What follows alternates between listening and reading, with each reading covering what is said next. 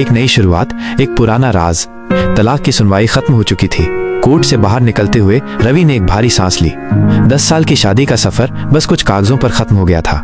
ये सिर्फ एक रिश्ता नहीं था, बल्कि 10 साल की हंसी, आंसू और ढेर सारी यादें थी। वो धीरे धीरे एक ऑटो में जाके बैठ गया, कोशिश कर रहा था कि इन सबसे दूर कहीं चला जाए।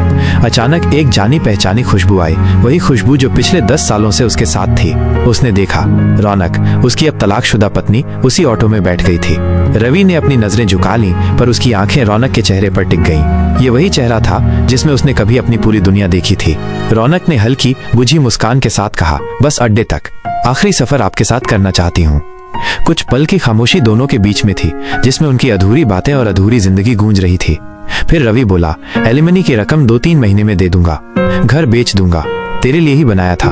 तू ही जिंदगी में नहीं रही तो घर का क्या करूंगा। उसकी आवाज में एक अजीब सा दर्द था, जैसे वो सिर्फ एक घर नहीं बल्कि अपनी जिंदगी का एक हिस्सा बेचने की बात कर रहा हो।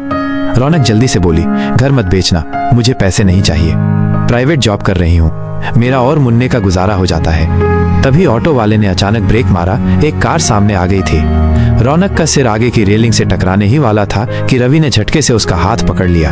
एक पल के लिए दोनों की दुनिया रुक गई। रौनक ने उसकी आंखों में देखा और हल्के से कहा, अलग हो गए, मगर परवाह करने की आदत नहीं गई आपकी। रवि चुप रहा, उसके पास कहने के लिए कुछ नहीं था।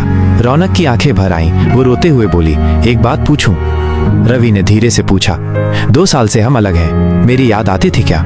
रवि ने लंबी सांस ली, अब बताने से क्या फायदा, अब तो सब खत्म हो गया। रौनक फफक पड़ी, मुझे 2 सालों में वो नींद कभी नहीं आई जो आपके हाथ का तकिया बनकर सोने से आती थी। उसकी आवाज में दर्द की एक लहर थी। बस अड्डा आ गया, दोनों ऑटो से उतरे, उनके रिश्ते की तरह ही ये सफर भी खत्म हो गया था। रवि ने अचानक उसका हाथ पकड़ लिया और कहा, चलो अपने घर चलते हैं। रौनक ने चौंक कर पूछा, तलाक के कागजों का क्या होगा? फाड़ देंगे। इतना सुनते ही रौनक उसकी बाहों में टूटकर रो पड़ी। पीछे पीछे रिश्तेदार चुपचाप लौट गए, शायद उन्होंने भी इस मोड़ की उम्मीद नहीं की थी। लेकिन यह सिर्फ एक कहानी का सुखद अंत नहीं था। जैसे ही रवि और रौनक घर पहुंचे, पुराने घर की दीवारों में भी पुरानी यादें और खुशबू बसी हुई थी। रौनक के फोन पर एक मैसेज आया। उसने जैसे ही देखा, उसका चेहरा सफेद पड़ गया। मैसेज में सिर्फ एक लाइन थी, तुम्हारा राज मैंने अभी तक किसी को नहीं बताया, मगर कब तक छिपेगा? रवि ने मैसेज देखा और उसका चेहरा भी पत्थर जैसा हो गया। वो जानता था कि ये मैसेज सिर्फ एक धमकी नहीं था, बल्कि एक सच्चाई का आगाज था। रौनक ने धीरे से फुसफुसाया, हमें पहले ये खत्म करना होगा, नहीं तो ये घर हमारा नहीं रह पाएगा।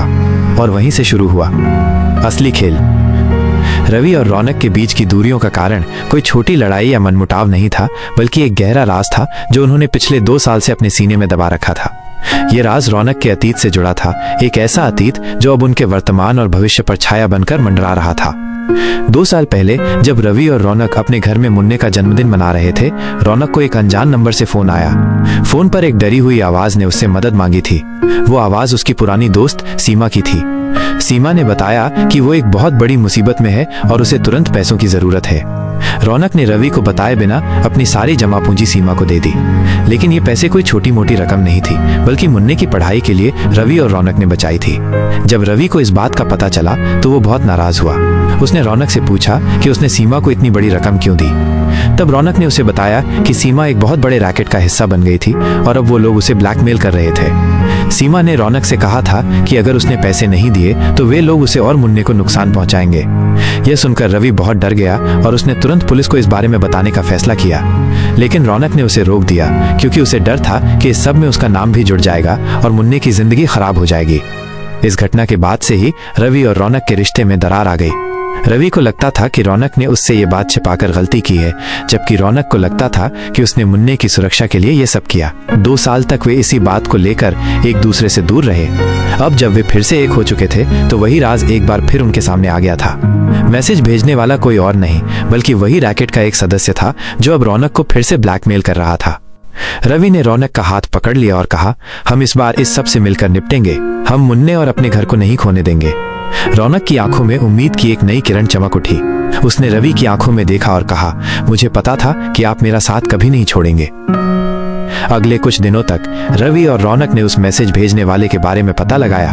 उन्होंने पता किया कि वो कौन था और वो क्या चाहता था। उन्हें पता चला कि वो कोई बहुत बड़ा गैंगस्टर नहीं था, बल्कि एक छोटा मोटा गुंडा था जो सिर्फ पैसों के लिए लोगों को डराता था। रवि ने अपने कुछ पुराने दोस्तों से मदद मांगी जो पुलिस में थे। उन्होंने मिलकर उस गुंडे को पकड़ने का प्लान बनाया। रौनक ने उस गुंडे से बात की और उसे पैसे देने के लिए बुलाया। जब गुंडा पैसे लेने आया तो रवि और पुलिस ने उसे रंगे हाथ पकड़ लिया। उस गुंडे ने सब कुछ बता दिया और पुलिस ने उसे और उसके साथियों को गिरफ्तार कर लिया। ये सब खत्म होने के बाद रवि और रौनक ने राहत की सांस ली। उन्होंने एक दूसरे को गले लगाया और उस दिन ये तय कर लिया कि अब वे कभी भी एक दूसरे से कोई राज नहीं छिपाएंगे। उस रात जब मुन्ना सो रहा था, रवि और रौनक ने एक दूसरे का हाथ पकड़ा और एक नई शुरुआत की शपथ ली। तलाक के कागजों को उन्होंने फाड़ दिया और उसे जला दिया। वो सिर्फ कागज नहीं थे, बल्कि उनके बीच की दूरी और गलतफहमी का एक प्रतीक थे। सुबह जब मुन्ना उठा तो उसने रवि और रौनक को साथ देखा और मुस्कुरा दिया। मुन्ने की हंसी देखकर रवि और रौनक को लगा कि उनका घर अब सच में पूरा हो गया है। उस दिन से उन्होंने अपने रिश्ते की नई कहानी लिखनी शुरू की, एक ऐसी कहानी जिसमें प्यार, विश्वास और ईमानदारी थी।